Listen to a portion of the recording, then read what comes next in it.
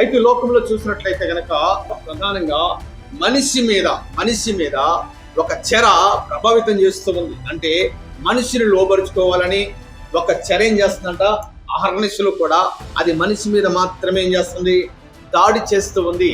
అనేక మంది ఆ యొక్క చెరలోకి వెళ్ళిపోతూ ఉంటారన్నమాట. ఏంటంటే ఆ చెర అనారోగ్యం అనే చెర. చెప్తారా? ఎప్పుడైనా విన్నారండి? ఎందుకు వినలేదండి? మేము కూడా ఆ చెరలోనే బంధించబడి ఉన్నాము. అనారోగ్యం అనేది మమ్మల్ని బంధించిందయ్యా, మేము కూడా ఆ చెరలోనే ఉన్నామండి అని అంటారండి. చూడండి, ప్రతి వ్యక్తి కూడా ఈ అనారోగ్యం అనే చెరలోకి వెళ్ళిపోతూ ఉంటాడు. ఎందుకని ఈ లోకంలో ఉన్న ప్రతి మనిషి ఈ అనారోగ్యం అనే చెరలోకి వెళ్తాడంటే 3 ప్రాముఖ్యమైన విధానాలు ఉన్నాయి. ఎన్ని విధానాలంట?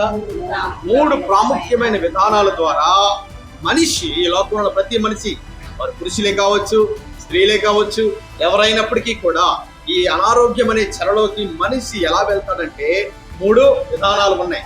అందులో మొట్టమొదటి విధానం ఏంటో తెలుసా? ఇదిగో మరి ఆహారపు అలవాటు. చెప్తారండి? మనిషి తీసుకునే ఆహారంలో సరైన విధానంలో కానీ, ఈ ఆహార విషయంలో జాగ్రత్తలు తీసుకోకుండా ఏది పడితేది తినేసినట్లయితే గనక ఏమవుతుంది? ఆరోగ్యానికి, శరీరానికి ఏమవుతుందంట? అనారోగ్యం అనేది, బలహీనత అనేది మరి వస్తూ ఉందన్నమాట. చూడండి, ఈ ఆహారపు అలవాట్ల ద్వారా అనారోగ్యం అనే చెర మనిషిని ఏం చేస్తుంది? లోబరుచుకుంటూ ఉంది. ఏం చేస్తుందంట? మనిషిని బంధించేస్తూ ఉంది. ఏ చెర? అనారోగ్యం అనే చెర మనిషిని ఎలా బంధిస్తూ ఉందంటే ఆహారపు అలవాటు. అమితంగా తినడం వల్లైనా, ఏమండి తినకూడనివి తిన్న వలనైనా, చూడండి, ఏదైతే సరైన రీతిలో ఆహారాన్ని మనము తీసుకోకపోవటం వలన ఈ లోకంలో ఉన్న ప్రతి మనిషి కూడా ఏ చెరలోకి వెళ్ళిపోతాడంట?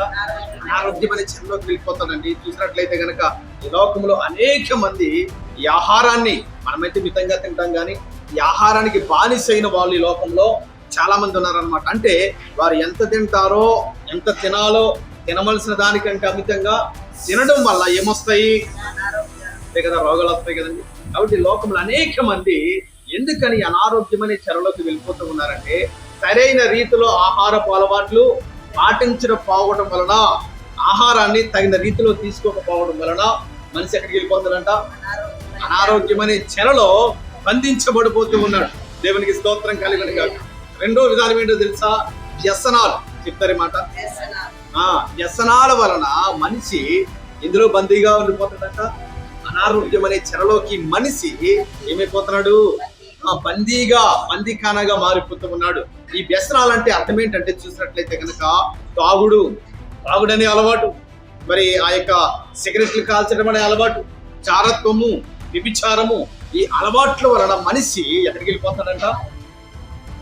అనారోగ్యం అనే చెరలోకి మనిషి వెళ్ళిపోతూ ఉన్నాడండి. ఎప్పుడైతే వ్యసనాలకు మనిషి లోబడిపోతూ ఉన్నాడో ఆ వ్యసనాలు ఏం చేస్తాయి? మనిషిని శరీరంలో ఉన్నటువంటి ఈ యొక్క పార్ట్స్ అన్ని కూడా పాడైపోతూ ఉంటాయి అన్నమాట.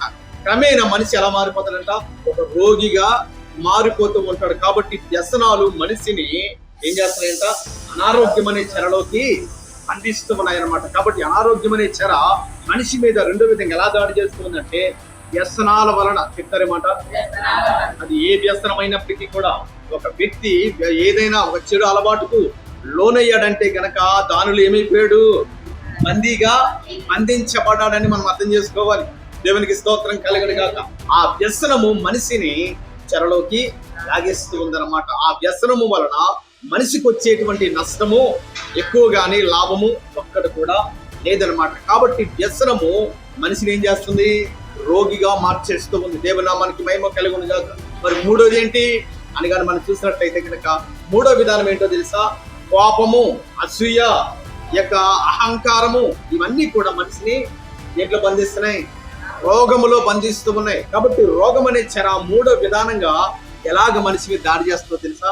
కోపము, అసూయ, ఏమండి అహంకారము, అన్యాయము, ఇవన్నీ క్రోధము, ఇవన్నీ కూడా మనిషిలో ఉండటం వలన మనిషి ఎలా మారిపోతాడంట? ఒక రోగిగా మారిపోతూ ఉంటాడండి. కాబట్టి ఈ అనారోగ్యం అనే చెర 3 విధానాలుగా మనిషి మీద ఏం చేస్తుంది? చెప్పాలి మీరు, దాడి చేస్తూ ఉంది. కాబట్టి 3 విధానాల్లో మనం ఉండకూడదు. అర్థమవుతుందా? కాబట్టి అన్ని విధాల్లో కూడా మనం ఎలా ఉండాలంట? జాగ్రత్త కలిగి మనం ఉండాలి. దేవునామానికి స్తోత్రం కలిగిన గాక. ఒకవేళ అనారోగ్యం వచ్చినా మనం ఏం చేయాలంట? జాగ్రత్తలు తీసుకుని దేవుని సహాయాన్ని పొందుతూ దేవునికి ప్రార్థన చేస్తూ మనం ఇంకను మన పాత ఆరోగ్యాన్ని పొందుకోవడానికి ఏం చేయాలి? ప్రయత్నాలు చేయాలి. ప్రయత్నం చేసినప్పుడే, ప్రార్థన చేసినప్పుడే దేవుడు ఏం చేస్తాడు? మనలను కనికరిస్తాడు, కరుణిస్తాడు. మనకున్న వ్యాధి నుంచి దేవుడు మనకి ఏమిస్తాడంట? విడుదలనిస్తాడు. దేవుని నామానికి మహిమ కలుగును గాక.